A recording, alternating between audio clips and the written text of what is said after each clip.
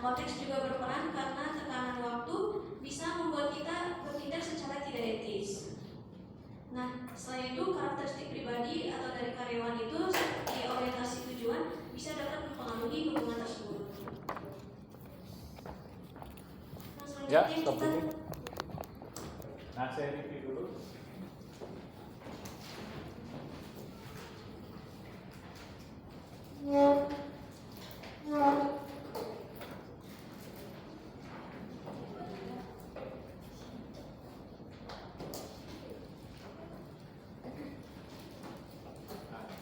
Kalau kita bicara mengenai motivasi, saya yakin dan percaya kita melakukan sesuatu hal pasti ada sebabnya. Contoh misalnya orang tua kalian dengan bangun pagi, lalu sudah bersiap-siap, berangkat bekerja, berjibaku dengan kemacetan. Kenapa rela untuk melakukan hal tersebut? Pasti menyebabkan orang tua kalian pasti ada motivasinya atau dorongan yang kuat mengapa orang tua kalian rela untuk bangun pagi, lalu bekerja keras, lalu rela macet-macetan untuk datang ke kantor tepat pada waktunya. Nah, begitu juga kalian melakukan investasi waktu, datang ke kampus, lalu belum lagi macet-macetan, belum lagi diberikan tugas dan lain sebagainya, kalian lakukan dengan baik. Kenapa? Pasti ada dorongan, pasti ada penyebab, pasti ada sesuatu hal yang diharapkan. Mengapa kalian rela untuk melakukan hal tersebut demi mencapai tujuan dan sasaran? Pasti di balik itu semua ada yang dinamakan motivasi. Berarti motivasi ini apa? Motivasi ini kalau diterjemahkan dalam bahasa Inggris yang artinya to motivate, yaitu faktor pendorong yang menjadikan seseorang memiliki kekuatan, energi yang kuat untuk menunjukkan ketekunan, rajin, bersemangat, lalu bertanggung jawab, memiliki komitmen dalam hal apa? Mencapai suatu tujuan dan harapan yang diinginkan. Nah, motivasi ini lahir atau terbentuk dari yang sifatnya intrinsik dan ekstrinsik. Nah, intrinsik ini apa? Motivasi yang timbul di dalam diri seseorang. Mengapa ya? Saya mau untuk rajin, untuk tekun, untuk mengikuti kuliah dengan baik, lalu bekerja dengan baik, dengan tekun, dengan rajin, setiap hari meluangkan waktu untuk membuka buku, lalu mengerjakan berbagai soal yang diberikan oleh dosen dan lain sebagainya. Pasti timbul dari dalam diri apa yang kalian inginkan, harapkan. Nah, inilah bentuk motivasi yang sifatnya intrinsik, yaitu dorongan, kekuatan, energi yang ada di dalam diri seseorang. Mengapa seseorang mau tekun, rajin, produktif, menunjukkan prestasi dalam mencapai tujuan dan sasaran. Nah, faktor itu terbentuk dari 3 hal. Yang pertama adalah arah atau direction. Artinya apa? Seseorang termotivasi dalam diri yang kuat, dia sudah tahu mengenai tujuannya, apa yang ingin dicapai, bagaimana upaya dalam mencapainya, dan pendekatan apa, upaya apa, cara apa yang perlu dilakukan. Nah, ini arah. Nah, yang kedua,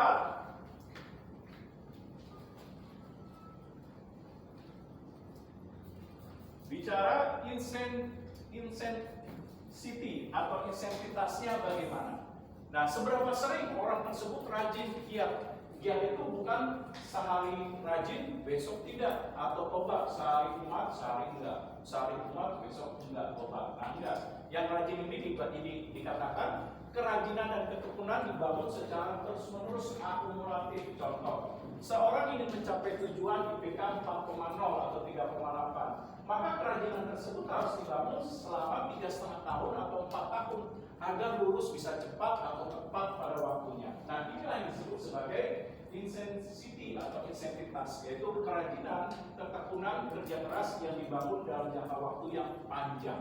Nah, tidak berbicara mengenai 1 hari 2 hari itu saja, tapi dibangun dalam jangka waktu yang panjang. Contoh misalnya orang punya bisnis, pendiri teh botol Sosro, dirinya adalah Sosro Abijoyo. Dalam membangun bisnis, dia memiliki intrinsik, yaitu apa? Generasi ketiga dia baru memiliki pabrik teh botol Sosro. Nah, inilah contoh bahwa seseorang dibangun insentitas dari kerajinan dan ketekunan dalam jangka waktu yang panjang.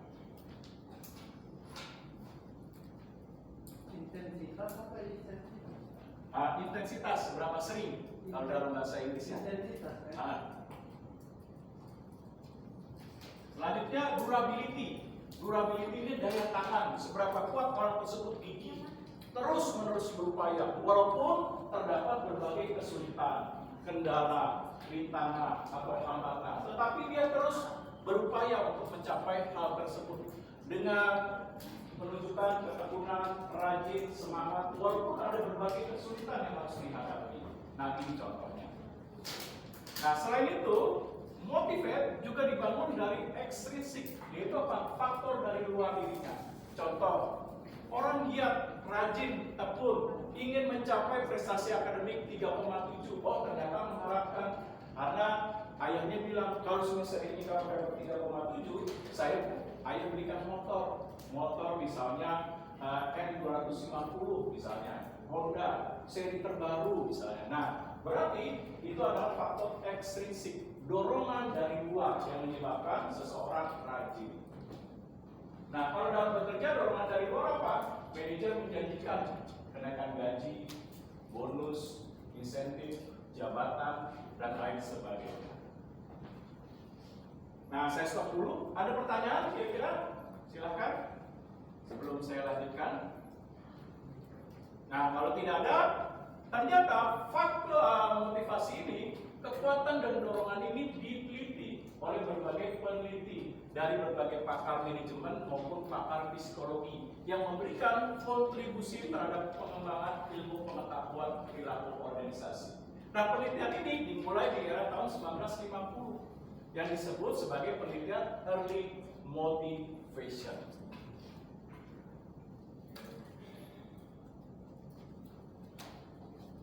Nah, yang pertama dimulai dari Frederick Taylor. Coba cari Frederick Taylor. Penelitian yang dilakukan Frederick Taylor mengenai motivasi. Nah, coba ketemu penelitian yang dilakukan oleh Frederick Taylor. Nah, apa hasil penelitiannya, temuannya?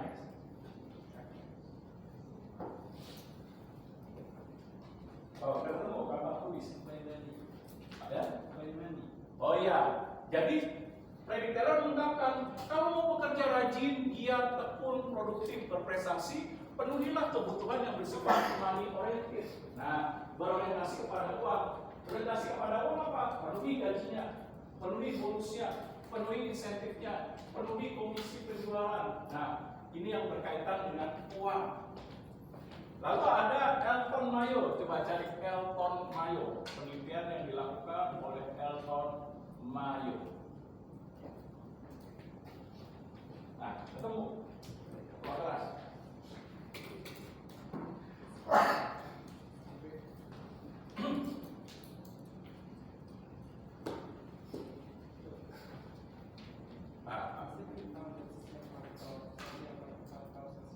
Oke, betul. Jadi Elton Mayo berpendapat kalau pekerja ingin rajin, giat, tekun, produktif, berprestasi, lalu memberikan kontribusi yang sangat berarti bagi perusahaan, penuhilah kebutuhan interaksi sosialnya. Seperti apa interaksi sosial? Dihargai pendapatnya, ada masukan, kritik, saran, ada rapat, lalu adanya interaksi sosial dengan baik seperti komunikasi, adanya gathering, dan lain sebagainya.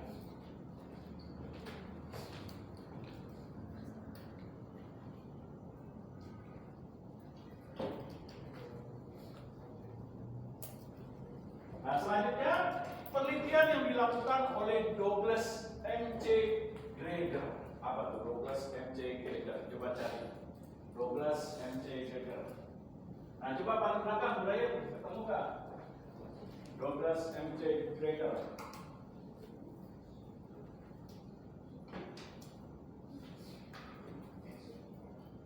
Ya, betul. Coba bacakan. Tadi X dan coba dibacakan.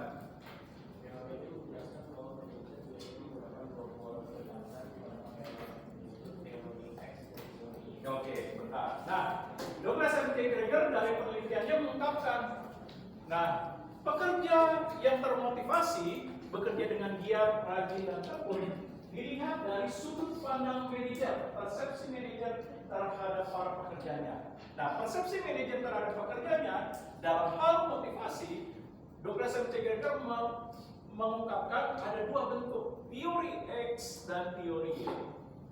Oke, lanjutkan. Nah, teori X dan teori Y. Teori X adalah asumsi bahwa karyawan tidak suka bekerja. Oke, bentar. Tidak suka bekerja artinya malas, enggak termotivasi, bekerja angot-angotan. Hari ini malas, hari ini rajin, besok malas, besoknya malas lagi, rajin lagi. Kalau nggak diawasin malas, kalau diawasin bos rajin. Nah ini dia, tidak suka bekerja. Lalu Kurang ambisi. ya kurang ambisi. Kalau ditanya, kamu bekerja di sini harapannya apa? Ya asal cukup makan pak, udah memang. Nah ini tidak ada ambisi dalam mencapai pengembangan karirnya, kurang ambisi. Lalu apa lagi? Hanya bekerja untuk mendapatkan gaji. Oke, seperti yang tadi saya katakan. Kamu apa bekerja di sini? Ya sekedar memenuhi kebutuhan, dapat gaji sejahtera, udah cukup pak. Saya mah nggak neko-neko. Nah ini dia. Hanya mendapatkan gaji. Lalu Teori X menganggap bahwa karyawan harus terus diawasi. oke, teori X suka diawasi. Artinya karyawan nggak akan rajin, nggak akan tekun kalau nggak diawasi. Dia mesti dikontrol. Nah, kalau perlu sedikit ada ancaman. Oke, lanjut. Oke, yang sekarang Y-nya Y itu asumsi bahwa karyawan ingin bekerja. ingin bekerja. Artinya dia punya motivasi yang tinggi dalam dirinya, sudah punya niat yang kuat untuk bekerja dengan baik, dengan menunjukkan nanti dedikasi, tanggung jawab, loyalitas, lalu ketekunan dan lain sebagainya. Oke, lanjut. Tanggung jawab. Oke, bertanggung jawab artinya bisa diandalkan. Kalau perusahaan membutuhkan tenaganya atau membutuhkan pekerjaan-pekerjaan tertentu ditunjuk, dia bisa langsung siap pak. Nah ini dia.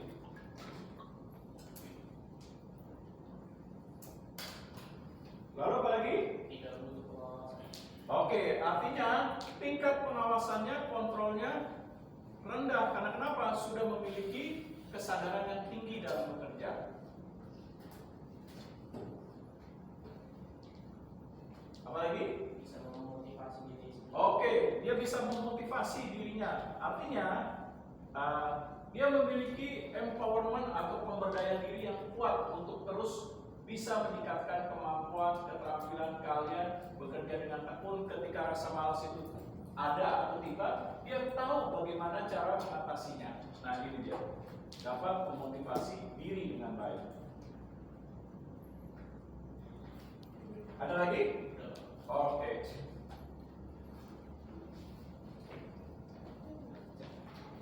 Lalu ada penelitian selanjutnya. Nah, dari penelitian ini, maaf, saya lanjutkan. Apa aplikasinya? Kalau dinilai manajernya, oh nggak suka kerja nih, kurang ambisi, hanya mendapatkan gaji, lalu suka diawasi, maka karyawan ini harus adanya bentuk seperti sanksi, punishment, teguran, ancaman. Nah ini dia. Contoh, misalnya sering terlambat, males, saya bisa memberikan ancaman gitu. Kasih pin. Nah ini bentuknya, aplikasinya dari teori X. Kuliah, bawa buku, bawa catatan, handphone itu mau kasih pin. Nah ini contoh bentuk ancaman, bentuk aplikasi dari teori X. Nah teori Y, contoh.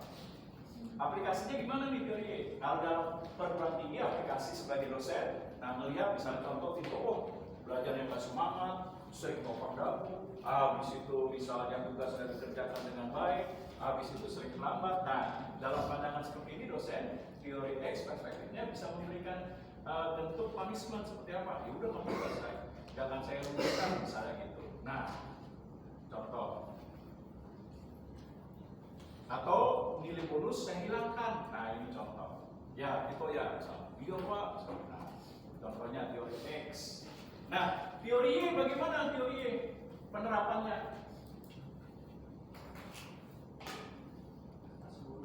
Nah misalnya contoh dalam perguruan tinggi, lihat nih ada mahasiswa sudah tekun, rajin, giat, bertanggung jawab, perhatian, nah aktif di kelas misalnya. Nah walaupun UKS kelasnya jelek katakanlah, nah dosen bisa memberikan suatu reward penghargaan seperti misalnya nilainya ditambahkan. Nah ini contohnya. Ah, mau gua?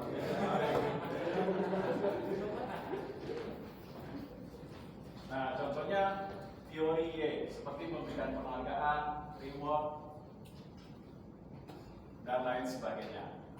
Nah selanjutnya expert. Coba cari expert.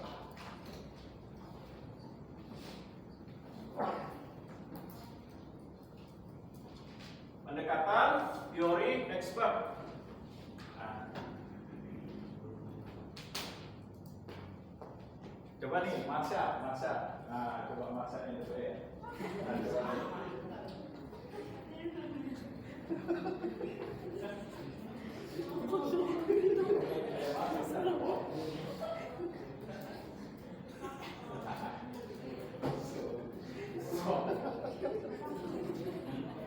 Iya, itu faktor teori.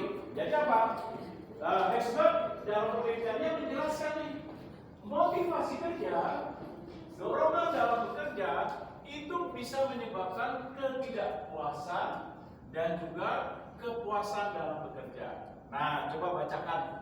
Ayo. Oke.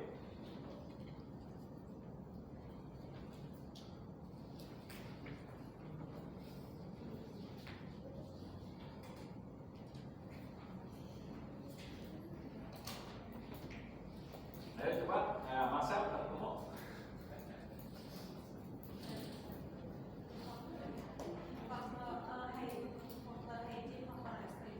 Oke, hygiene dengan X, hygiene dengan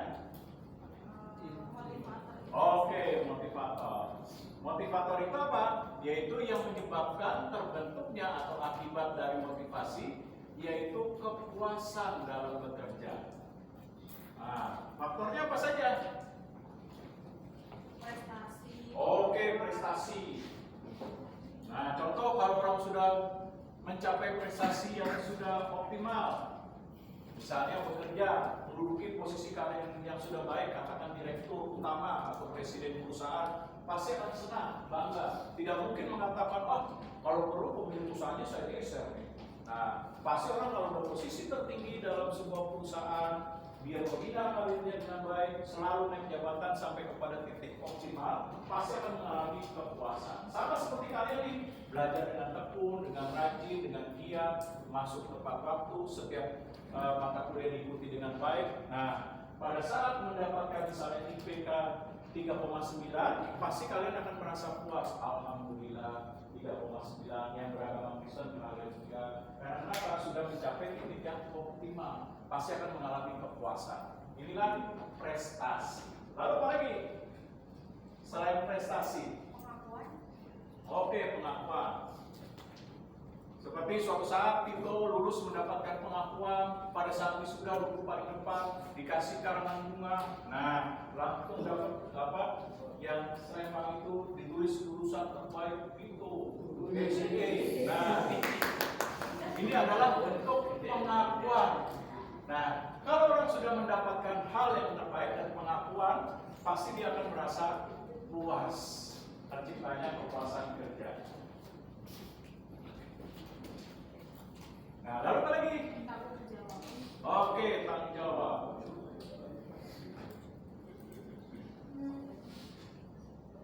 Nah, ketika seseorang melaksanakan tanggung jawab dengan baik, setiap pekerjaan, tugas dikerjakan dengan baik dan diapresiasi oleh pimpinan atau manajer, pasti akan merasa puas.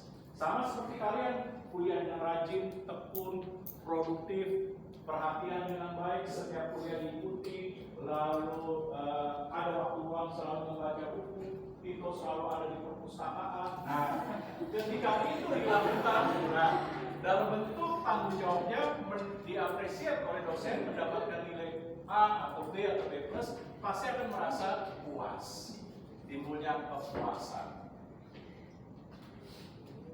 Nah, lalu apa lagi? Pengembangan. Oke, pengembangan.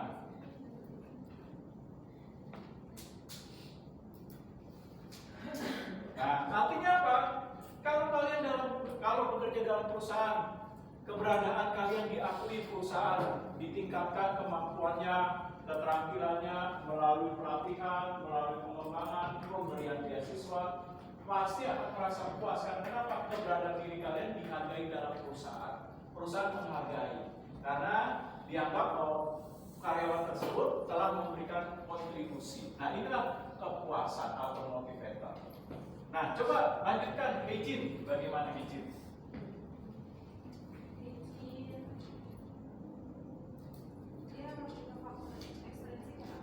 Nah, Hejin kebalikannya, ketidakpuasan. Oke, coba Rahmat tulis bacakan. Gaji. Oke, sebentar. Gaji. Kenapa gaji kok disebut tidak puas? Karena gaji itu bisa mengalami perubahan yang sifatnya dinamis. Contoh, saya ambil contoh ekstrim.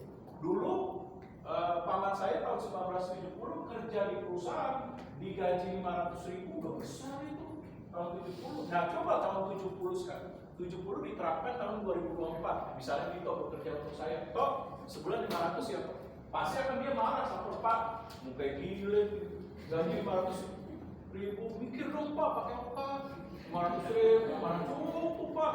500.000 3 hari beli cilok udah habis Pak. Nah, artinya apa? Artinya gaji itu sifatnya dinamis yang bisa menyebabkan ketidakpuasan. Oleh sebab itu dalam pemberian gaji harus diperbaiki. Nah, melihat dari pemenuhan kebutuhan karena apa? Dapat menimbulkan ketidakpuasan. Nah, lalu apa lagi? Oke, kebijakan. Kebijakan ini juga sifatnya dinamis. Ketika kebijakan dibuat dan ditetapkan perusahaan, ternyata tidak memberikan hal yang memberikan keuntungan bagi pekerja, pasti akan menimbulkan ketidakpuasan. Contoh nih, sesudah pandemi, kan banyak nih perusahaan mengalami stagnan, produktivitas turun, pendapatan menurun, lalu profit menurun. Banyak perusahaan yang tidak mempekerjakan pekerja, mem-PHK. Tapi pekerjaan sudah ada, tetap beban pekerjaannya ditambah jadi 2, 3, tapi gaji nggak naik. Kebijakan perusahaan bagaimana? Pasti mengalami ketidakpuasan. Nah, pada saat makan siang, Tito komplain, bos gila, apaan? Disuruh tambah kerja 2, 3, gaji ada naik-naik. Emang ini bos ya? Setan. Nah, pasti seperti itu. Tapi nggak berani ngomong di depan pimpinan karena apa? Biasanya kan karyawan takut. Nah, biasanya ngobrol pada saat makan siang. Sama seperti kalian ini mahasiswa. Kadang ada dosen yang keras, galak, di depan dosennya nggak berani, paling di belakang itu dosen itu setan, lambat dikit aja kok diomelin. Nah, disini lagi. Nah, ini misalnya contoh. Nah, tapi nggak berani di depan, tapi beraninya di belakang, misalnya di kantin. Nah, ini contoh ketidakpuasan. Nah, lalu apa lagi? Ramah kubis. Kebijakan, Pak. Kebijakan sudah, gaji sudah, apa lagi? Kondisi kerja. Oke, kondisi kerja. Nah, contoh nih, suatu saat dalam kondisi kerja kalian dipromosikan, atau ketua kelas nih dipromosikan jadi supervisor. Tapi fasilitas yang dikasih atau kondisi kerja yang dikasih fasilitasnya adalah superprofit tahun 2010 lagi. Nah, pasti ketua kelas protes ke manajernya datang, Pak, saya kan udah dipromosikan ya Pak jadi supervisor. Iya betul, kenapa? Masa supervisor superprofit Pak 2010 yang bener aja. Setidaknya supervisor minimal di jam pansel lah Pak. Nah ini dia. Ketika kondisi kerja tidak memadai, tidak sesuai apa yang diinginkan oleh karyawan, maka bisa menimbulkan ketidakpuasan. Inilah faktor hygiene. Nah, sama seperti itu, Pak. Nah, saya kan udah rajin, udah tekun. Nah, semua yang Bapak bilang itu sudah saya lakukan. Nah, kenapa Pak saya masih di sama dia aja? Sentimen sama saya. Nah, ini bisa menyebabkan ketidakpuasan. Seperti saya kan udah ngikutin Pak lingkungan kerja yang Bapak harapkan, tuntutan Bapak. Tapi kenapa Pak? Saya masih dapat jelek saja B atau B. Nah, ini contoh. Contoh yang lain berdasarkan kondisi kerja lingkungan dilihat dari tuntutan pekerjaan. Nah, Lalu apa lagi nih? Rahmat Lubis? Keamanan. Oke, keamanan.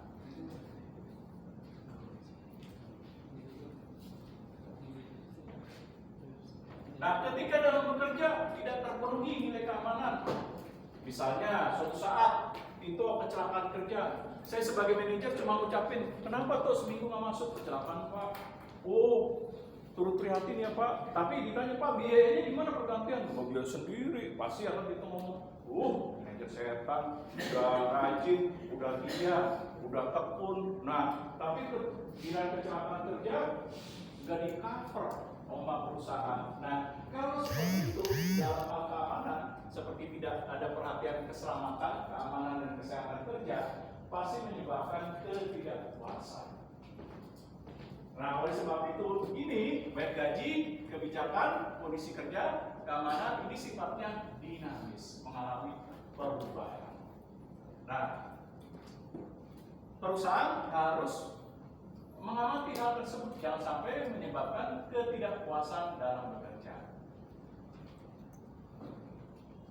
Nah, saya stop dulu. Ada pertanyaan kira-kira? Belum, sabar ya. Nah, selanjutnya ada pendekatan yang dinamakan ERD. Pendekatan teori ERD. Nah, silakan nih, coba dari ERD.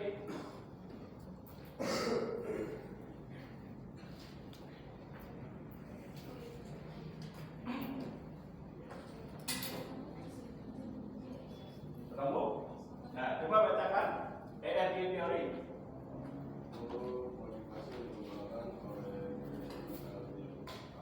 Oke, dikembangkan oleh Clayton Alderfer.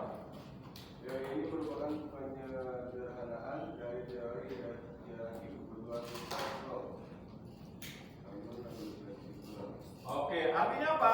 ERG Clayton Alderfer melakukan penelitian yang tujuannya mengkritisi dari hasil penelitian Abraham Maslow. Nah, mengkritisinya apa? Temuannya dia menyatakan bahwa pemenuhan kebutuhan sifatnya nggak harus berjenjang. Ada kalanya dalam suatu kondisi, situasi dan keadaan pemenuhan kebutuhan bisa sifatnya bersamaan. Nah, dimulai dari bersamaan itu dimulai dari E dulu. E-nya apa? Coba. Eksistensi. Oke, betul. Eksistensi. Coba bacakan. Eksistensi itu ada psychological sama safety. Oke, yaitu pemenuhan kebutuhan yang harus terpenuhi bagi pekerja yang sifatnya dasar, seperti kebutuhan kalau dalam kebutuhan umum, sandang, pangan, papan. Kalau diterapkan dalam perusahaan, ada gaji, bonus, insentif, komisi, karir, dan lain sebagainya. Nah, lalu apa lagi? Nah, R-nya coba, Rahmat Lubis, apa ini? R. Oke, relativitas, betul. Nah, coba bacakan relativitas. Itu ada sosial, Ya. self-esteem. Oke, jadi supaya karyawan bekerja dengan rajin dan baik, penuhilah kebutuhan nilai sosial seperti komunikasi, interaksi yang baik, koordinasi, lalu diterimanya dengan baik pekerja di bagian departemen atau unit kerjanya. Nah, lalu hargailah karyawan dalam keberadaannya seperti adanya penghargaan terhadap prestasi kerjanya dengan memberikan misalnya beasiswa, pelatihan, dan lain sebagainya. Ya, lanjutkan. Oke, bro. Apa yang dikatakan? Self-actualization.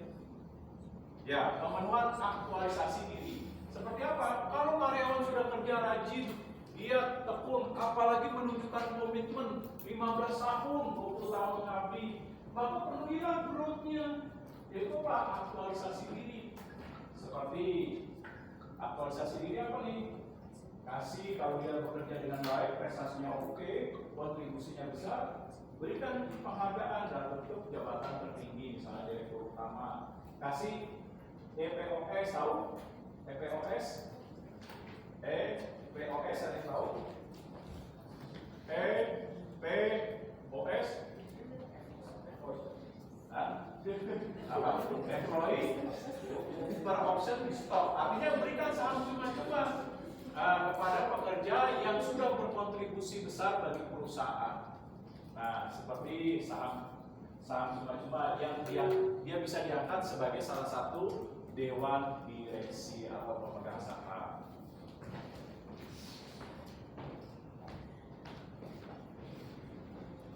Nah, selanjutnya dari tadi yang ditanya oleh ketua kelas David M. Selekelen. Nah, apa nih? Nah, coba cari penelitian yang dilakukan oleh David M. Selekelen.